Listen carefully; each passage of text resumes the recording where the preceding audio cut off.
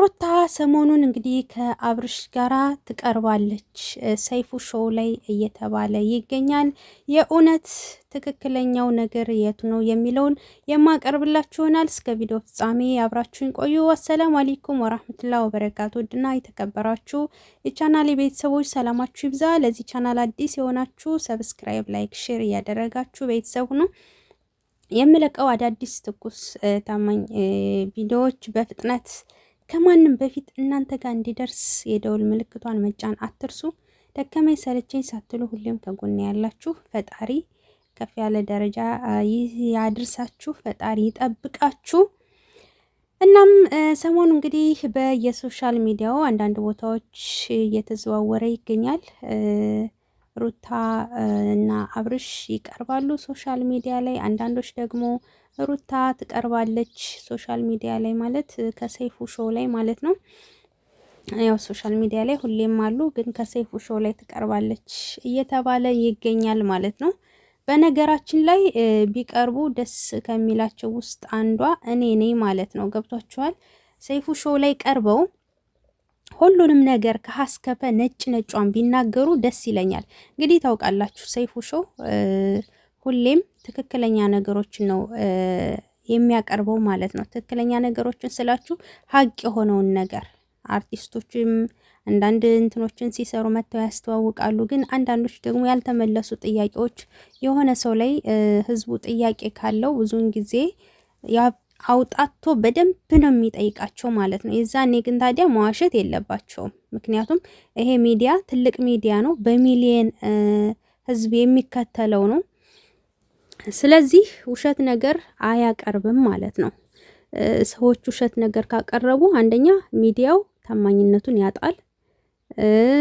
ሁለተኛ ደግሞ ብዙ እንግዲህ ከዚህ ምድር ላይ ስንኖር መቼስ የሚያቀን ሰው ሞልቷልና አንድ ሰው ከዋሽ ይሆን ነገር ውሸቱ ነው ምናምን ተብሎም ሊቀርብበት ስለሚችል ያው ሀቅ ነው አብዛኛው ጊዜ የሚቀርበው ማለት ነውና እነሱም ደግሞ ቀርበው ሁሉንም ነጭ ነጯን ቢናገሩ ደስ ይለኛል ማለት ነው። እንግዲህ ከዚህ በፊት ታውቃላችሁ ከአባይ ቲቪ ላይ ቀርበዋል። ከአባይ ቲቪ ላይ ግን ቀርበው እያለ ያኔ በደንብ ጠርጥራ አልጠየቀችም። ግን ደግሞ ከማራኪ ወግ ላይም ቀርበው በደንብ ብዙ ጥያቄዎችን ጠይቋቸው ነበረ። ኋላ ግን ተመልካቾች ብዙ ውሸት ነው የቀረበው ሲሉ ቪዲዮ ተደልቷል ማለት ነው። በቃ ሀቁ ይሄ ነው። እናም አንዳንድ ሚዲያዎች እየደወሉላቸው ነው ቅረቡ ምናምን ይሏቸዋል። ግን ደግሞ እነሱ መቅረብ አይፈልጉም ማለት ነው። ሰይፉ ሾው ላይ መቅረባቸው አይቀርም፣ ግን አሁን አይቀርቡም ማለት ነው ውዶችዬ። የማይቀርቡበት ምክንያት ደግሞ ምን መሰላችሁ? አንደኛ ሩታ ክብሯን ዝቅ አድርጋ ነው እየሰራች ያለችው። ሁለተኛ ደግሞ በጣም ብዙ የሚወጡ እውነቶች አሉ። ገባችሁ? እውነቶች ስላችሁ ውሸቱ ጠርቶ እውነት የሆኑ ነገሮች ይወጣሉ ማለት ነው። ሰይፉ በጥያቄ አብጠርጥሮ ሲጠይቃቸው በፊት እውነት ናቸው ብለን የምንከተላቸው ኋላ ላይ ውሸቱ ነው ያገኘናቸው ብዙ እውነቶች አሉ። ገባችሁ? የሚቀሩ ወደኋላ የሚተው ብዙ ውሸቶች ደግሞ አሉ ማለት ነው። ያ ነገር ወጣ ማለት ደግሞ ተመልካች አንደኛ ይታዘባል፣ ይጠላቸዋል።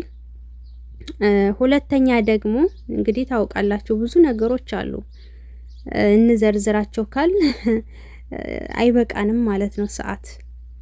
እናም ሁለተኛ ደግሞ ስራቸውን ያበላሸዋል። አሁን ሰይፉ ላይ ቀርቦ ያለውን እውነት ቢናገሩና ቢያስረዱ ተመልካች እንትን ይላል። ገብቷቸዋል።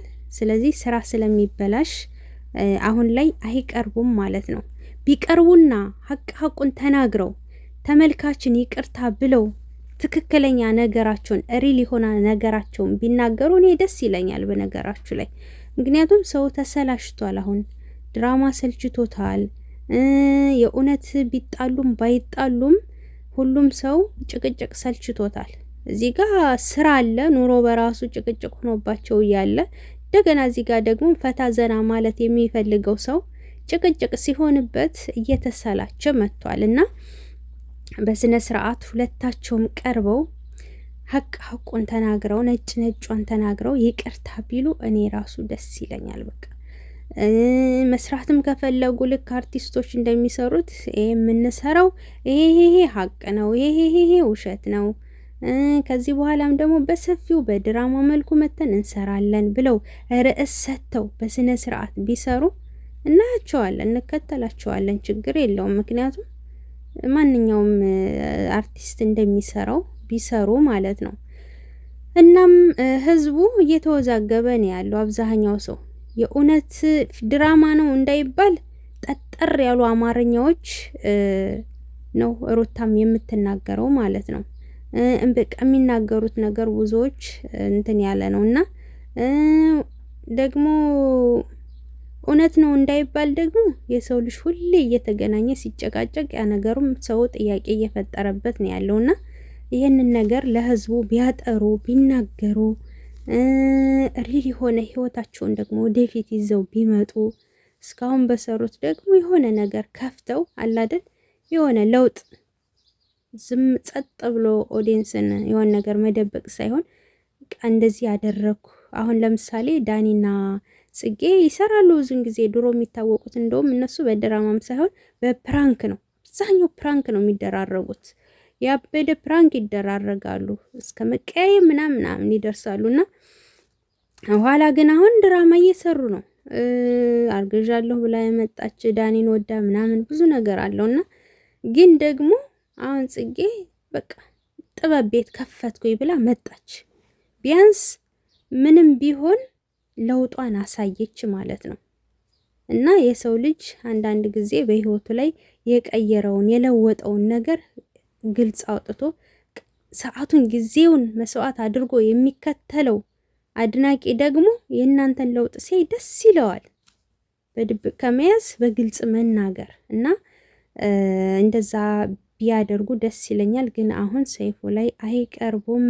እኔ እንደሰማሁት ከሆነ አሁን ላይ አይቀርቡም። ምናልባት ኋላ ላይ በቃኝ ሲሉ ቀርበው ያለውን እውነት ሊናገሩ ይችላሉ ማለት ነው። እነዚህ አንዳንድ ሚዲያዎች ምናምን ግን ነው ቅረቡ እያሉ እንደሚደውሉላቸው ሰምቻለሁኝ።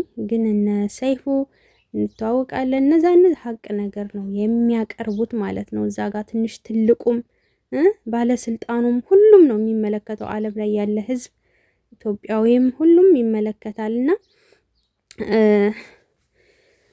ብቻ እንግዲህ ያለው ነገር ይሄንን ይመስላል እላችኋለሁ የኔ ውዶች። አሁንማ ጭራሽ በቃ የቡታጅራ ልጆች ግን አያልቁም ብዛታቸው። እየተሳሳቡ አዲስ ሰው እያመጡ አዲስ ዩቲዩብ እየከፈቱ ምናምን ትዳርን መስዋዕት አድርጎ ለሌሎች ሁሉ መነገጃ ሆኗል ማለት ነው። ለሌሎቹ እየሸቀሉባቸው ነው በእነሱ ትዳርን ደግሞ በዚህ ልክ ከክብሩን ማሳጣት አግባብ ነው ብዬ አላስብም። በተረፈ የኔ ወዶች ላይክ ሰብ ማድረጋችሁን አትርሱ። ቀጣይ በሌላ በአዲስ ትኩስ ቪዲዮ እንገናኛለን። ሰብ ላይክ አድርጉ። እስከዛው ድረስ ሰላም ቆዩልኝ።